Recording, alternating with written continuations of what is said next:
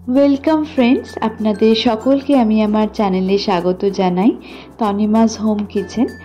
আজকে আমি নিয়ে চলে এসেছি একটা বাঙালির খুবই জনপ্রিয় একটা রেসিপি, যেটা আমি বানিয়ে নেব চাল কুমড়ো দিয়ে।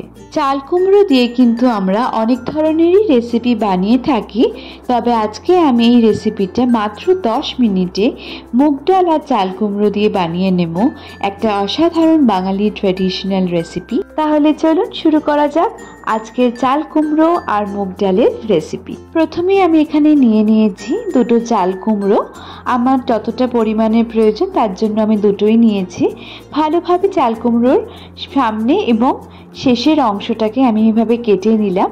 নিয়ে মধ্যিখান দিয়ে এভাবে কেটে আমি আগে চাল কুমড়োর যে খোসাটাকে খুব ভালোভাবে ছাড়িয়ে নেব।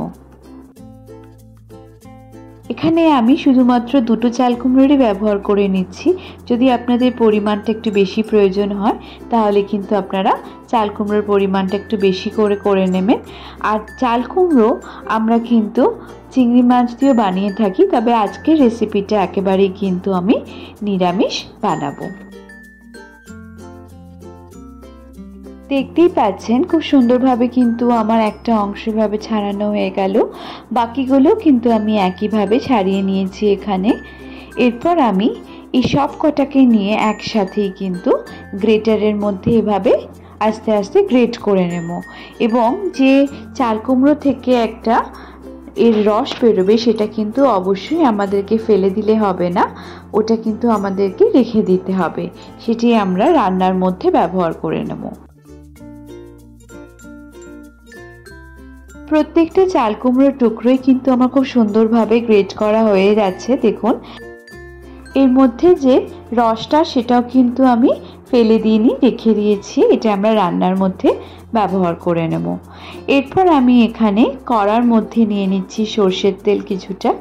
আমি এখানে 3 থেকে 4 টেবিল স্পুন মতন সর্ষের তেলের ব্যবহার করে নিলাম। ফোড়নে নিয়ে নিচ্ছি 1/2 টেবিল স্পুন গোটা জিরে, 1/4 টেবিল স্পুন আমি এখানে হিং নিয়ে নিলাম, দুটো শুকনো লঙ্কা, দুটো তেজপাতা। খুব ভালোভাবে একটু নাড়াচাড়া করে নিতে হবে। এই ফোড়নটা একটু ভাজা ভাজা হয়ে আসলে আমাকে এর মধ্যে নিয়ে নিতে হবে 1/4 টেবিল স্পুন 5 ফোড়ন। এখানে 5 ফোড়নের স্বাদটা কিন্তু খুবই জরুরি, তাই জন্য আমি এটাও এর মধ্যে ব্যবহার করে নিলাম। এরপর এখানে আমি 1/2 কাপ মতো মুগের ডাল নিয়ে নিলাম।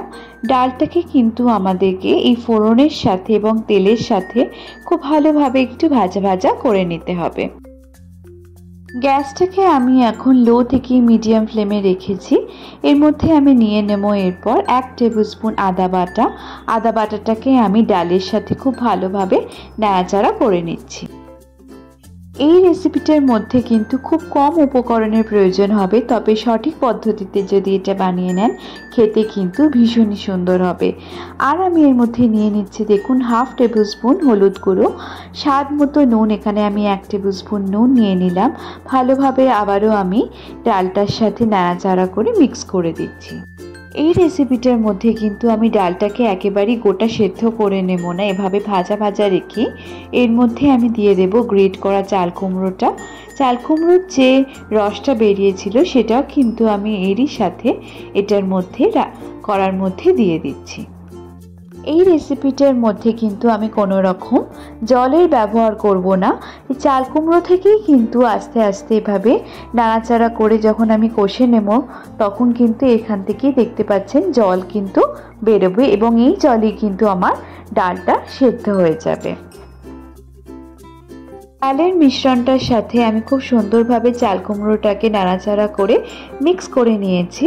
এরপর আমি সামান্য মিষ্টির জন্য 1/2 টেবিল স্পুন চিনি নিয়ে নেব। আর দুটো চেরা কাঁচা লঙ্কা আমি এখানে যতটা আপনারা ঝাল পছন্দ করেন ততটাই কিন্তু লঙ্কার ব্যবহার করে নেবেন। ভালোভাবে আমি চিনিটাকে মিক্স করে এটার মধ্যে নাড়াচাড়া করে নিলাম। এরপর আমি 5 থেকে 6 মিনিট চাপা দিয়ে এটাকে ভালোভাবে সেদ্ধ করে নেব। 5 থেকে 6 মিনিট আমার হয়ে গেছে।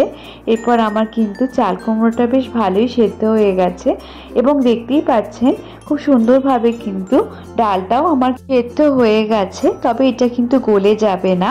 এর মধ্যে আমি একেবারে সামান্য পরিমাণের একটু জল আমি নিয়ে নিলাম। খুবই আমার জিনিসটা বেশ টাইট হয়ে গেছে, তবে এইরকমই কিন্তু আমার রান্নাটা তৈরি হবে। ডালটা কিন্তু পুরোটা গলে যাবে না।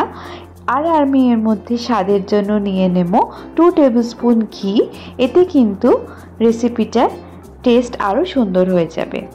এই রেসিপিটাতে কিন্তু ডালটা কিন্তু একটু সটা সটা থাকবে, পুরোপুরি কিন্তু গলে যাবে না। এটা কিন্তু খেয়াল রাখতে হবে। 5 মিনিটের জন্য আমি ঢাকা দিয়ে প্যানটাকে আর একটু সামান্য সেদ্ধ করে নেব। 5 মিনিট আমার হয়ে গেছে। দেখতেই পাচ্ছেন খুব সুন্দরভাবে কিন্তু আমার ড্রাই হয়ে আছে, এতটুকু কিন্তু জল নেই। বেশ সুন্দর কিন্তু আমার রেসিপিটা তৈরি হয়ে গেল। নামাবার আগে আমি এখানে সামান্য পরিমাণের 1/2 টেবিল স্পুন মতন গরম মশলা দিয়ে দেব। এতে কিন্তু একটা খুব সুন্দর গন্ধও আসবে এবং এর স্বাদটাও কিন্তু আরও সুন্দর করে দেবে। রেসিপিটার কনসিস্টেন্সিটা আপনারা দেখতেই পাচ্ছেন, একেবারেই কিন্তু ড্রাই আছে। এটা কিন্তু কোনো রকম কোনো গ্রেভি হবে না। ডালটাও কিন্তু আমার একেবারেই গলে যায়নি, বেশ সটা সটা কিন্তু আছে। গরম গরম ভাতের সাথে এই রেসিপিটা থাকলে কিন্তু আর কিছু প্রয়োজন হবে না। ভীষণই একটা ট্র্যাডিশনাল বাঙালির রেসিপি। আমি এটা সার্ভিং বলে সার্ভ করে দিচ্ছি। ছোট থেকে বড় সবারই কিন্তু খুবই ভালো লাগবে। অবশ্যই এই রেসিপিটাকে একবার ট্রাই করবেন বাড়িতে। এবং আজকে রেসিপিটা যদি ভালো লেগে থাকে তাহলে কমেন্ট সেকশনে আমাকে জানাতে ভুলবেন না। চ্যানেলটাকে সাপোর্ট করবেন এবং সাবস্ক্রাইব করবার অনুরোধ রইল। ভিডিওটাকে শেয়ার করবেন, লাইক করবেন এবং বেল আইকনটাকে ক্লিক করে রাখবেন, যাতে আগামী পর্বের সমস্ত ভিডিও নোটিফিকেশন আপনাদের কাছে পৌঁছে যায়। আগামী পর্বে আবারও নিয়ে আসবো আপনাদের জন্য একটা সুন্দর রেসিপি। ভালো থাকবেন, সুস্থ থাকবেন। ধন্যবাদ।